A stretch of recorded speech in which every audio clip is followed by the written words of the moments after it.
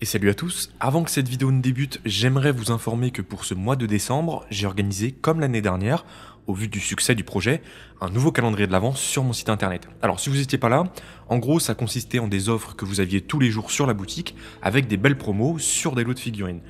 L'année dernière, j'étais assez mal organisé, je me suis pris un peu tard pour organiser tout ça, mais cette année, messieurs, dames, je suis prêt. Cette année, c'est 48 offres que je vous propose, réparties sur 24 jours, donc 2 par jour, et qui ne durent que 24 heures chacune.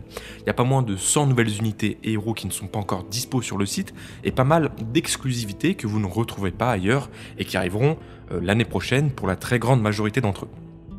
Ça fait 1 mois et demi que je travaille dessus, je vous avoue qu'entre les sorties diverses sur le site, notamment depuis cet été, ça fait beaucoup de taf, et c'est pourquoi cette année, je suis plus que prêt. Les fichiers sont prêts, les impressions sont prêtes, j'ai plus de 2 mais 4 imprimantes, vous allez tout voir en physique, en vidéo sur mon Instagram, donc d'ailleurs venez me suivre autant que possible sur ce réseau, vous verrez la qualité des figurines que vous allez recevoir, j'ai pas peur de les montrer, j'ai totalement confiance en ce que je vous propose, donc j'espère que vous êtes prêts, il va y avoir du très très lourd, avec des remises qui vont aller jusqu'à moins 43%.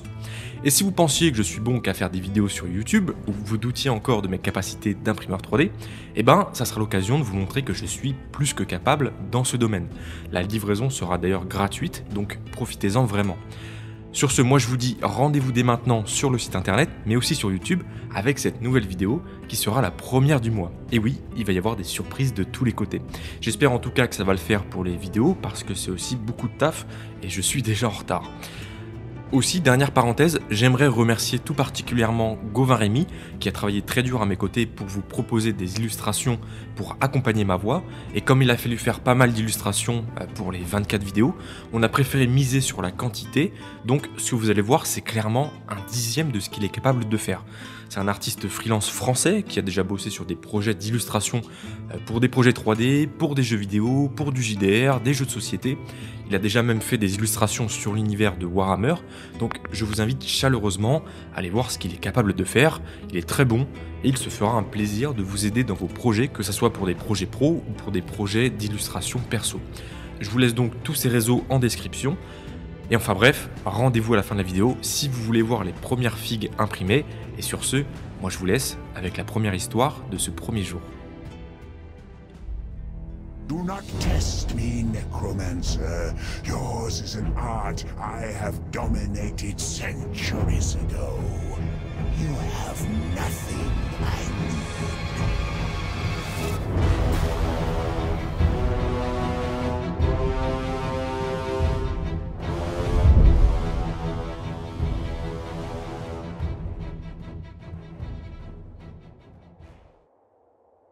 Le vent mugissait à travers les cols étroits des montagnes des larmes, giflant les visages des nains du chaos avec une morsure glaciale.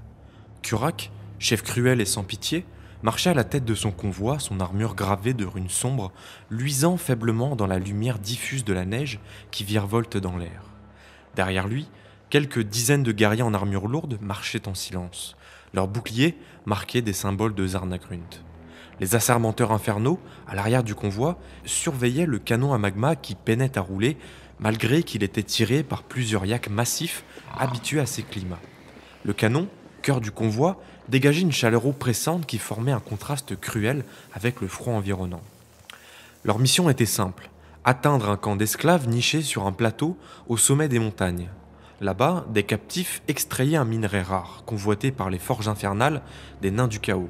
Pourtant, les terres qu'ils traversaient étaient traîtres. Ce n'étaient pas les plaines noires ou les déserts brûlants que Curak connaissait si bien, mais des hauteurs où chaque pas semblait être une insulte à sa suprématie. Il maudissait ces montagnes. Le sol glissant, couvert de neige fraîche, rendait chaque avancée pénible.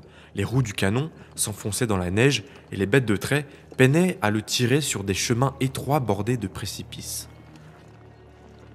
À plusieurs reprises, les esclaves, forcés de dégager les passages, trébuchèrent ou fléchirent sous la charge.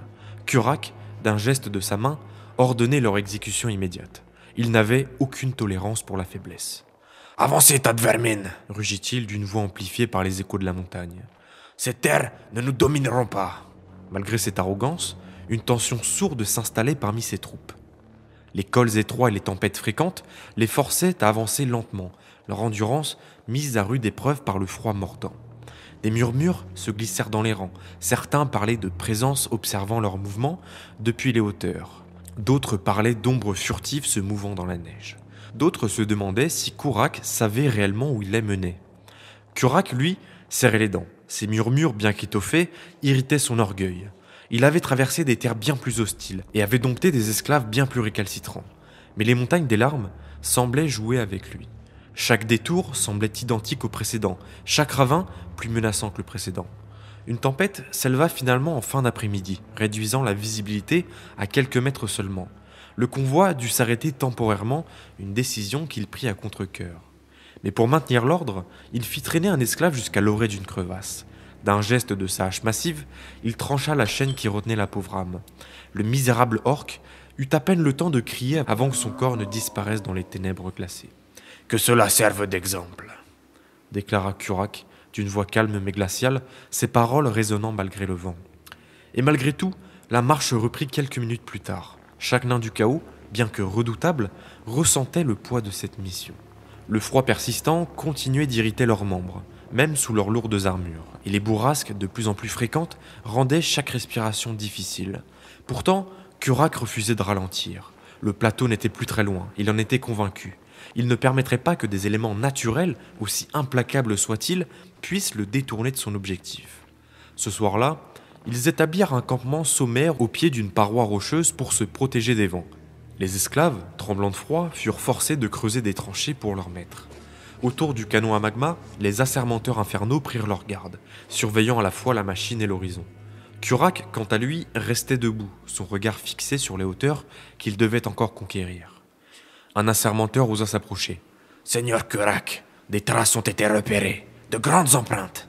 Ce ne sont pas celles de nos esclaves. » Kurak fronça les sourcils. Le froid n'était donc pas leur seul ennemi, mais il sourit, un rictus cruel qui fendit son visage. « Peu importe ce qui nous observe, grogna-t-il, que ces créatures viennent. Elles apprendront ce que signifie défier les enfants d'Ashut. » Dans les hauteurs, à l'abri du vent, des yeux perçaient la nuit. Un peu plus loin, dans une grotte creusée à flanc de montagne, Gurtak, chasseur ogre au regard perçant et au corps taillé pour survivre aux épreuves les plus impitoyables, observait l'entrée du col. La caverne lui offrait une vue dégagée sur le sentier enneigé où, en contrebas, les silhouettes des nains du chaos s'étaient arrêtées pour bivouaquer. Le chariot, transportant leur imposant canon à magma, était clairement visible, une lueur rougeoyante contrastant avec le blanc environnant. Gurtak serra sa lance. Ces intrus allaient payer leur audace d'arpenter son territoire. Connaître ces montagnes était une force pour Gurtak qui avait grandi dans leur repli, naviguant entre crevasses et cols escarpés, traquant ses proies dans des tempêtes de neige des plus féroces. Mais même un ogre ne pouvait seul renverser un convoi de nains du chaos. Il avait donc recours à des alliés, des créatures aussi féroces et imprévisibles que ces montagnes elles-mêmes.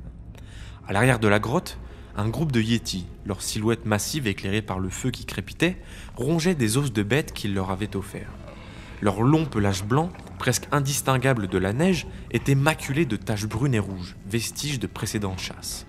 Les créatures grognaient entre elles, et leur attention était constamment attirée par Gurtak. Ces monstres brutaux respectaient sa force et sa ruse, des qualités qu'il avait utilisées pour les convaincre de le suivre. Il se redressa et se tourna vers eux. « Ce que vous voyez là, grogna-t-il en pointant un doigt épais vers l'entrée du col, ce sont des nains bien gras, de la viande dure, oui, mais juteuse, et leur chaleur là. » Il désigna la lueur du canon à magma. « Ça fera griller leur chair. » Un sourire carnassier illumina son visage. « Un festin, et si vous m'aidez, il y en aura pour tous. » Les yétis grognèrent plus fort, quelques-uns frappant le rocher du plat de leurs griffes, signe de leur excitation. Gurtak savait que ces bêtes ne comprenaient peut-être pas toutes ces paroles, mais l'idée d'un repas leur suffisait. Ils étaient sous son contrôle, au moins pour l'instant. Mais les yétis n'étaient pas ses seuls alliés. Au fond de la grotte, accroupi dans l'ombre, une autre figure s'agitait. Un cannibale, un ogre défiguré au regard de fou, observait Gurtak avec une fascination malsaine. Ses dents, brisées et jaunies, cliquetait lorsqu'il grognait et son corps était couvert de cicatrices infligées par les membres de sa propre tribu lorsqu'il était petit et qu'il avait banni pour ses actes abominables. Gurtak s'approcha de lui.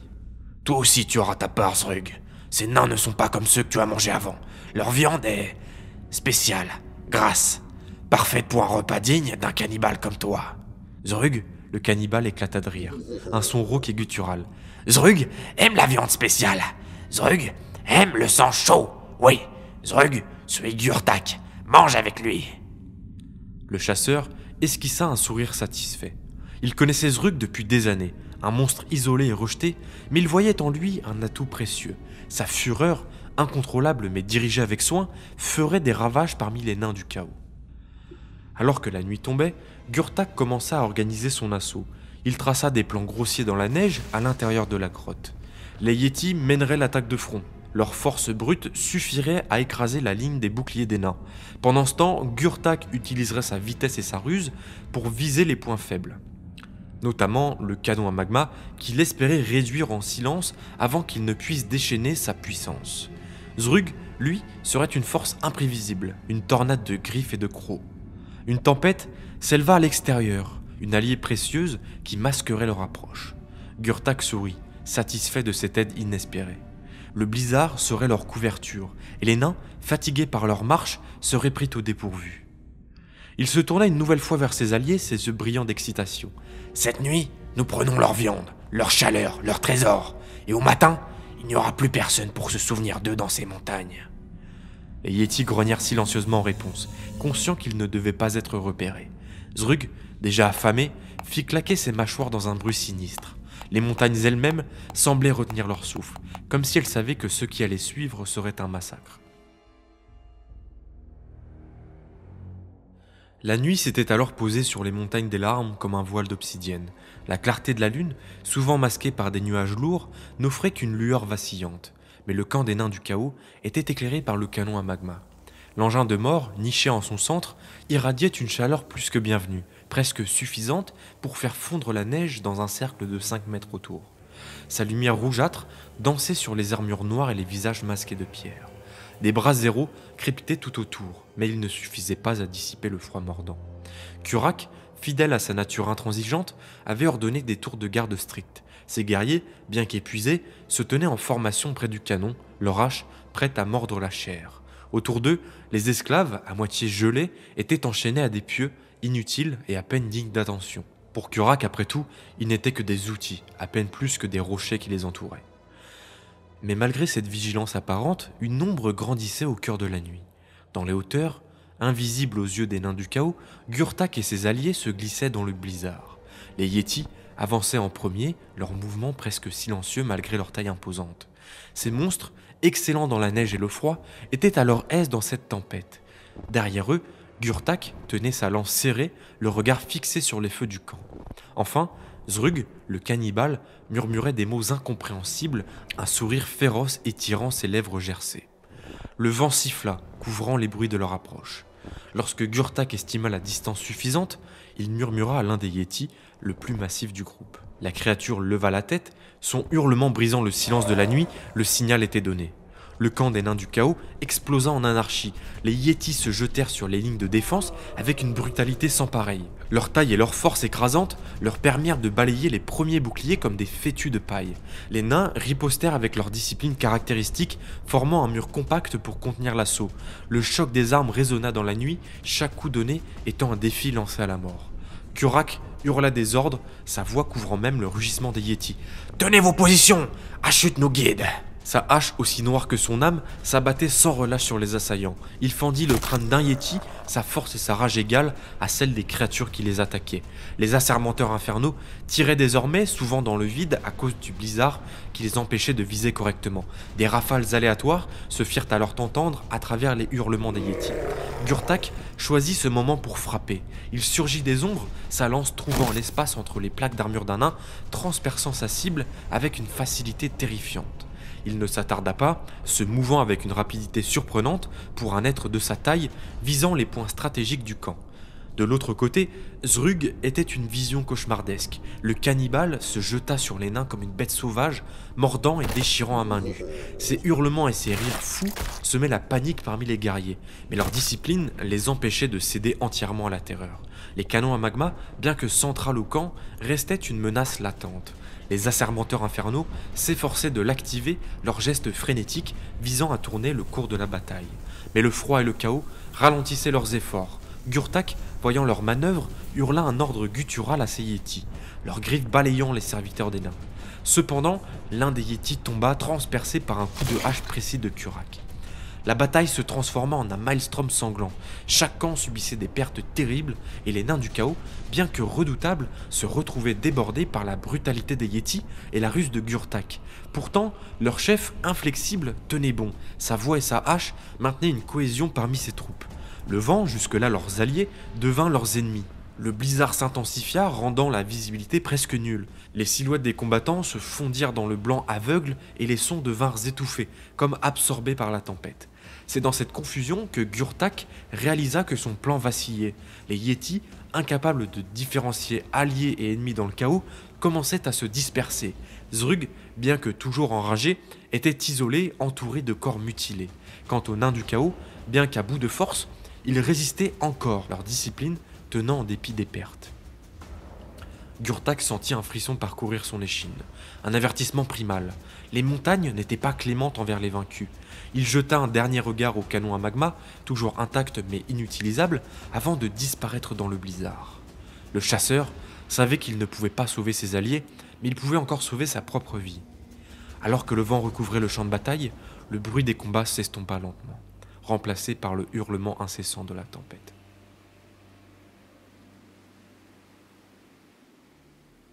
Le blizzard était un mur blanc, une tempête aveugle qui effaçait tout horizon.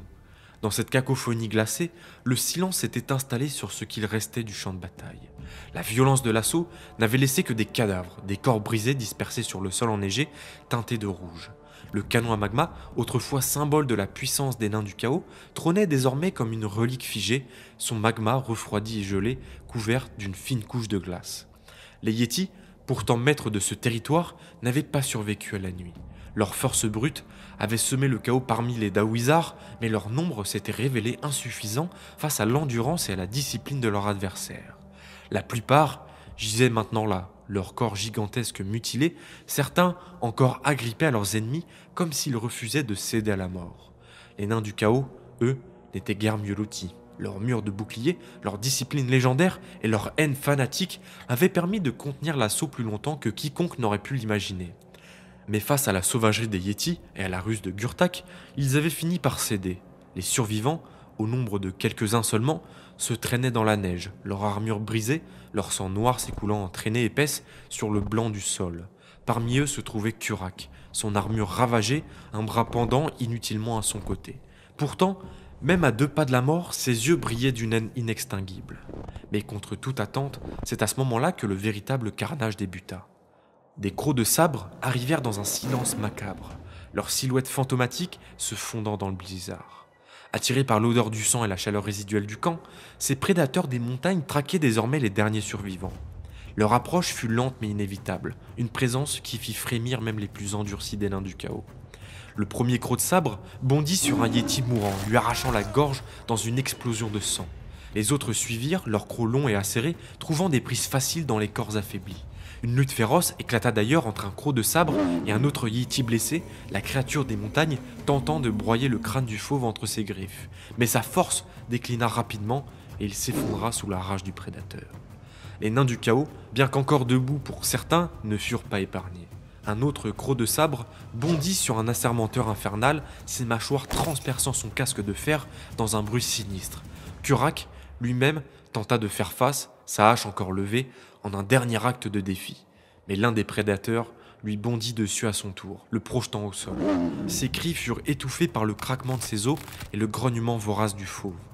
Dans ce chaos, Zrug, le cannibale, n'était plus qu'un cadavre parmi tant d'autres. Sa folie et sa faim insatiable n'avaient pas suffi à le sauver de la furie des nains du chaos.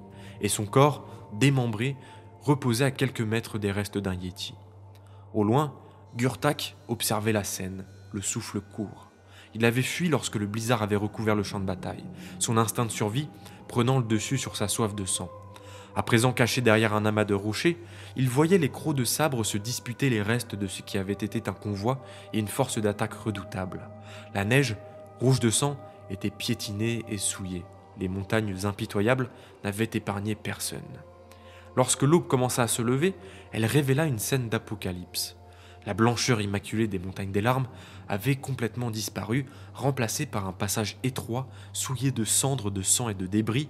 Le canon à magma d'autrefois, porteur de mort, était désormais inutile, son métal noirci et fissuré par le froid. Les crocs des sabres, repus, s'éloignaient, disparaissant dans les ombres des pics environnants. Le silence s'installa à nouveau, seulement troublé par le hurlement du vent qui reprenait ses droits. Gurtak, le seul survivant conscient, laissa échapper un ricanement amer. Il tourna les talons et disparut dans le blizzard, une ombre parmi les ombres. Derrière lui, les montagnes des larmes, indifférentes, effaceraient à la prochaine chute de neige les souvenirs d'un massacre sanglant.